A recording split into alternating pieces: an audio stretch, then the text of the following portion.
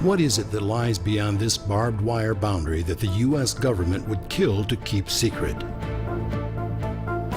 Is there a base hidden away in the desert waste of Nevada where the government actually flies captured UFOs? Do Russian satellite photos reveal the secrets of this hidden complex? Or will our own American satellites finally give us the amazing truth? Could this man's remarkable story really be true? Did he work on alien spacecraft and help make them fly again? Could the U.S. government actually be working with alien beings in a super-secret desert complex known only as Area 51?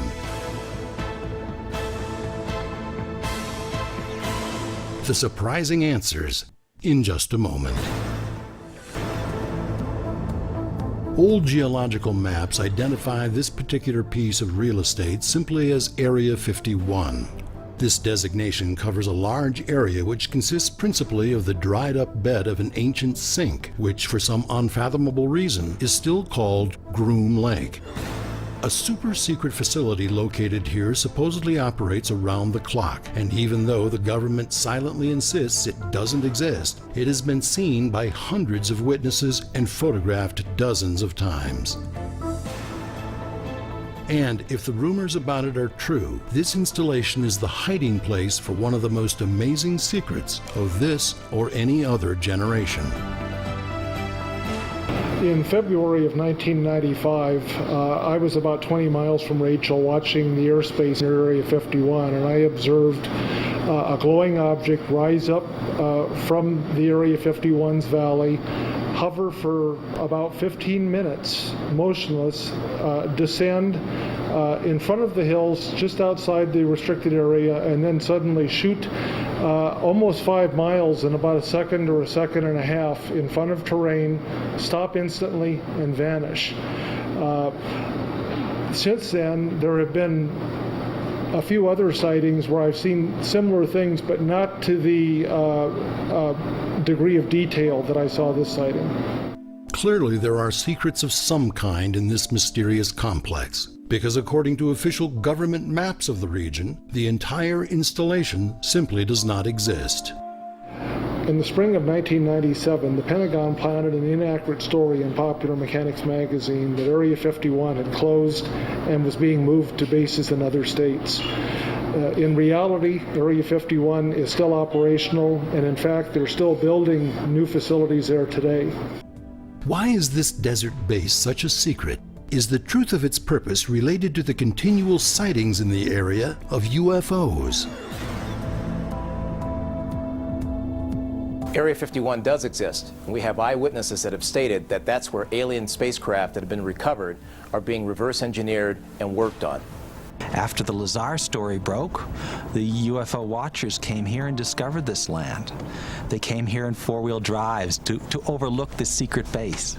In a television interview, Robert Lazar claimed that he was employed between 1988 and 1989 at a hidden base even more secret than the Groom Lake installation. When I went to work, I was flown from McCarran Airport in Las Vegas to Area 51. From Area 51, I was bused to an even more highly secure facility located about 15 miles south of Area 51 called S4. S4 is situated at the base of the Papoose Mountains by the Papoose Dry Lake bed. The S4 installation is built into the mountain, and the 9 hangar doors are angled at about 60 degrees. These doors are covered with a sand-textured coating to blend in with the side of the mountain and the desert floor. According to Bob Lazar, it was in this hidden base that he worked on disc-shaped flying craft that were based on technology given to mankind by beings from another planet. In other words, not only did I read briefings and not only was I taught the theories of these technologies, but they were demonstrated for me, and I know they are true and accurate. Lazar went on to claim that there are several fully working flying discs at the S4 facility, but only one on which he personally worked. Because of its sleek appearance, I nicknamed it the Sport Model. The Sport Model is about 16 feet tall and 40 feet in diameter. The center level of this disc also houses the control consoles and seats, both of which were too small and too low to the floor to be functional for adult human beings. Bob Lazar paints a scenario where the craft has an anti-gravity reactor or a gravity reactor that produces a wave of gravity. If you're inside this craft, it has no seat belts because to you inside the craft, it is always upright at natural gravity. Recent evidence indicates that Bob Lazar did work at Area 51, reverse engineering UFOs, and that the government tried to discredit him. If the story Lazar tells is true, then this design is no mere fantasy, but a reality and proof positive that Earth has been visited by intelligent beings from another planet. Could the U.S. government actually have this kind of technology in its possession and have kept such a secret from the public and press for over 50 years? And if the story has already been told, why is the government still taking such extraordinary measures to try to keep the base hidden? According to this research by the Salt Lake Tribune, in September of 1993, Air Force Secretary Sheila Widnall requested control over nearly 4,000 acres of publicly owned land out in the Nevada desert in the Nellis Range complex. Reporter Glenn Campbell devoted several years to breaking down the wall of secrecy around Area 51 and the mysterious base at Groom Lake. Area 51 is a small block of land that is simply the best known of the secret areas of the Nellis Air Force Range complex. Behind that, we have vast areas of desert. Until the early 1980s, it was actually possible to drive up to the Groom dry lake bed and look across and see the base in the distance. It was a secret base, but an open secret. In the mid-1980s, the military seized an entire mountain range, the Groom mountain range. At that point, the base became non-existent. It disappeared from USGS maps, and ever since then, the government has refused to refer to the base in any manner or form. What could be on this installation that would merit such strong measures? Does anyone outside of the base know what kind of work is being done there? We should all remember that the U-2 spy plane was flying out of Area 51 for many years. The same is true of the Blackbird SR-71 and the stealth fighter. They were all flying for many years before we heard about them.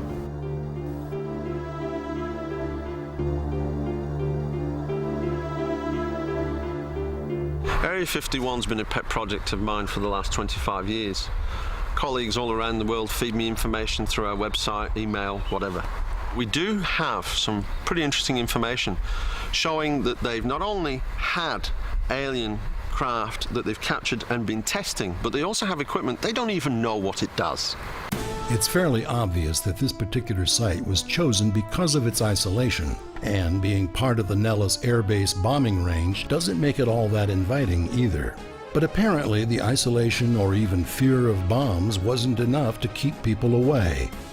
Just exactly what other measures has the government taken to protect this non-existent base from intruders? Is it the average citizen, the UFO buff, who's the problem? Or are they concerned with enemy spies? And just who is it that is protecting this most widely known secret in the world? Would it surprise you to learn that it's not the government at all? For years now, average citizens, individually by the van load and by the bus load, have gone considerably out of their way just to get a close-up view of Area 51, only to encounter a scene right out of a third world country. An SUV or helicopter will suddenly appear on the crest of a hill. The message is unmistakable. You are not welcome here. Come on, let's go. Get it out of here. The photo shoot's over with. Come on. Go. Come on, go. But given the vast size of the complex, surely they can't be everywhere at once. How can they be sure someone isn't getting past the guards, so to speak? It has, I'm told, surface-to-air missiles in case planes fly over that aren't welcome there. And we were pursued dangerously by this helicopter. If he doesn't respond immediately, another airplane will be scrambled to intercept him and force him out of the area, or he'll be shot down. The question is fairly asked. can security measures be taken too far? And what happens when one side or the other crosses the line? Could it be that the UFO craze simply got everyone off on the wrong track?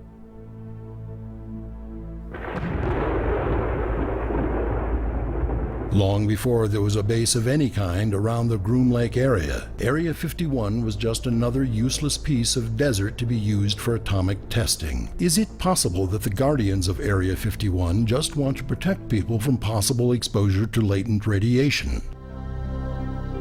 Norio Hayakawa doesn't think so. He's experienced firsthand the aggressive security measures at Area 51. In 1991, I led an investigative group from Southern California, including some journalists, to this area. And after we witnessed what I believe was some type of a test flight or possibly a maneuvering of these objects in the air, we were pursued by black military helicopter. I was leading a caravan of 7 cars on this dirt road that led to the outside perimeters of Area 51. And suddenly a black military helicopter with no insignia came over and approached our cars, came in front of our cars, almost about 10 to 15 feet above our cars.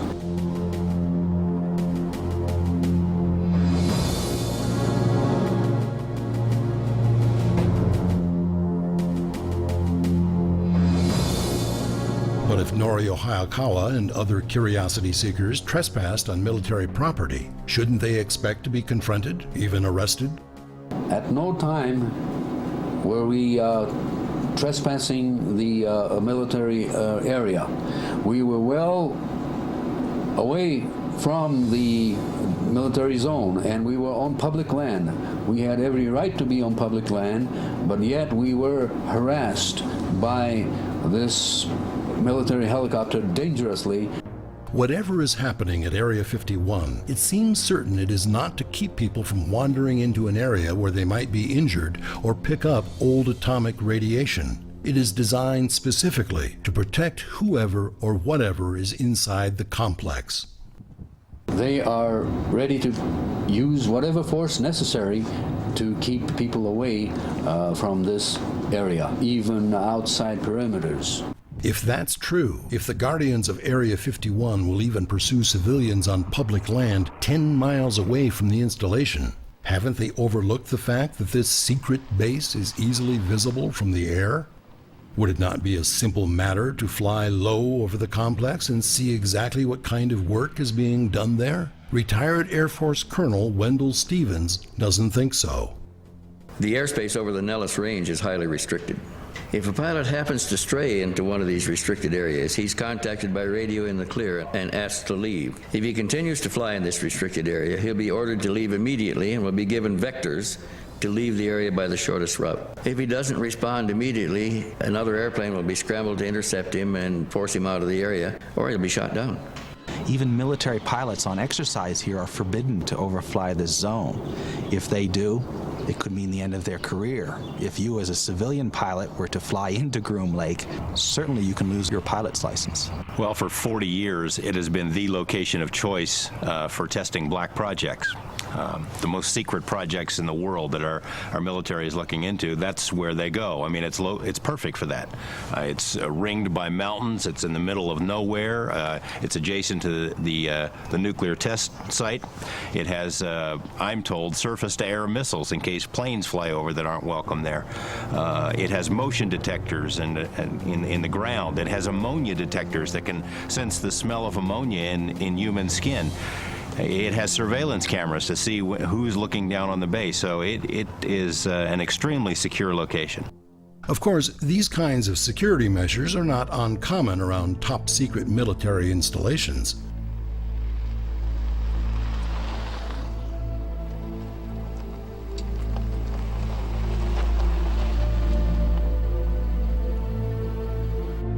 Area 51 is a large base. It has the world's largest runway, going approximately 6 miles. It also has a number of roads which lead nowhere and end in the front of a mountain.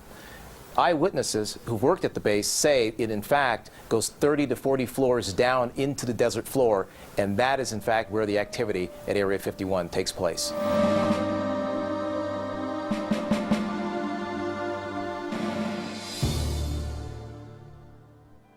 Just in case you're wondering whether America's best-known secret base is still up to its neck in secret projects, a presidential determination dated September 25, 1998 should put everyone's mind at ease. In this document, President Clinton exempted the United States Air Force operating location near Groom Lake, Nevada, from any federal, state, interstate, or local hazardous or solid waste laws that might require disclosure of classified information. The letter went on to state that disclosure would be harmful to national security. But from whom are we keeping the nation secure? Could it be that the next generation of high-tech weaponry is currently being tested? Particle beams, high-powered lasers, or space weapons? Others believe the military is developing this technology for the protection of the human race from an alien invasion.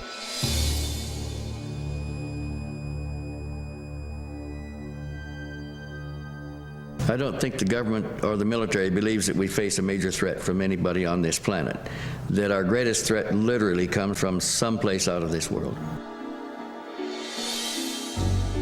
Or could it be something else entirely? Is there finally some evidence that corroborates Bob Lazar's story? Is the power source that moves alien spacecraft through the cosmos actually in the government's possession?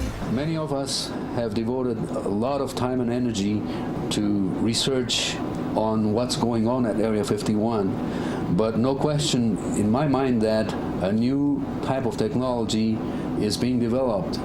We have seen aircraft over there at Area 51 above the Groom Mountains that definitely resemble what's known as flying discs or flying saucers. In the spring of 2000, there have been several sightings of a very large platform flying object flying at night near Area 51, the size of a football field or larger, silent or near silent. Moving around slowly, more like a conventional aircraft, but this seems to be one of the latest projects that's being tested there. And other than its tremendous size and its silent operation, not too many details have come out at this point. David Adair, a respected and internationally recognized expert in space technology, agreed to speak out publicly for the first time about his own incredible experience at Area 51. I built a rocket when I was 17 years old after building many rockets to get to this one that I built, and it was about 10 feet tall and it weighed about a ton, and the engine design was somewhat unique. It was an EFMC engine, electromagnetic fusion containment engine. There was a lot of help involved. There was congressional help, there was help from the military, and once we had the thing completed, we took it to Wright-Patterson Air Force Base, and then it was flown from there to White Sands, New Mexico. And then on June 20th, 1971, we launched this missile. The rocket was extremely fast, and it left out of the area, and a man named Arthur Rudolph was there who gave me coordinates to land it at a place called Groom Lake, Nevada. The rocket soft impacts up there with parachutes, and we fly from White Sands to Groom Lake, and when we get there, there are twin 10,000-foot runways, and it's a considerable Air Force base there. And we went in this room where there was lights everywhere, but there was no shadows, kind of like a painter's booth. And they had this something sitting on a huge metal table, and it was covered up, and they pushed a button and the cables raised this big cover, and to my surprise it's another EMFC engine, but it's about the size of a Greyhound bus. My engine and that one worked similarly, but the difference is mine was like a Model T and this thing was more like a Lamborghini. It's incredibly sophisticated. I knew that this engine it couldn't have been made in our technology level. In the UFO research field, a growing number of experts are making claims that secret government projects at the Groom Lake facility are somehow related to technology brought here from another planet. Whether or not this incredible claim is true, one thing seems certain. Witnesses have seen some kind of aircraft at Groom Lake that appear to be something not made by human designers. Is it even remotely possible that Area 51 is being used as a sort of spaceport for alien craft in exchange for technology? Area 51 could easily be used as a spaceport.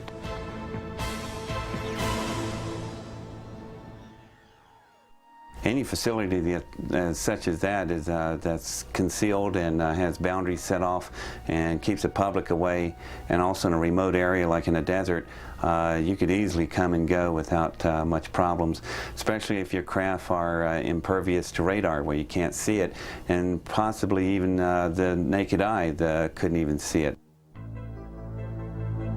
Lazar says he witnessed the operation of the ship's power source and that it made use of the enormous energy made possible by antimatter. And according to Lazar, one matter-antimatter weapon could easily destroy all of the Earth's civilizations. Lazar also claims that using this energy as a power source makes this craft impossible to detect. The disk can't be seen from any vantage point, and for all practical purposes is invisible. All you could see would be the sky surrounding it.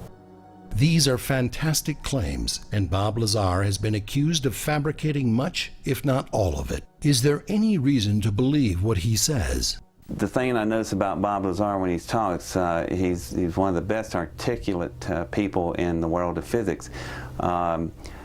I saw people working down there, so there had to be people working on these projects, and maybe they should take a closer look at what he's saying and really analyze it. The saga of Area 51 neither begins nor ends with the Bob Lazar story. In point of fact, strange sightings in this area of the Nevada desert were being reported before Bob Lazar was even born.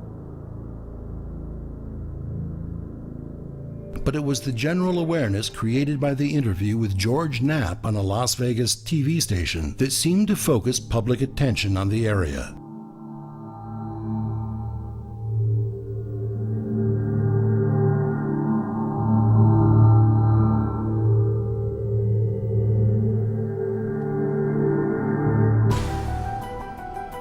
Bob Lazar is unshakable in his story.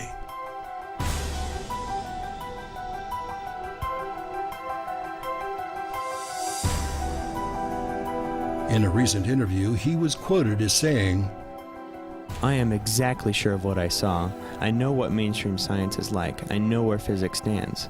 I know all of that, and this is an extraterrestrial craft. This technology is hundreds and hundreds of years in advance of us, and that's the end of the story."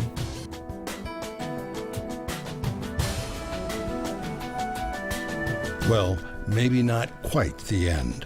UFO researchers are still trying to get the government to, at the very least, provide some congressional oversight. But so far, even that seems to be asking too much.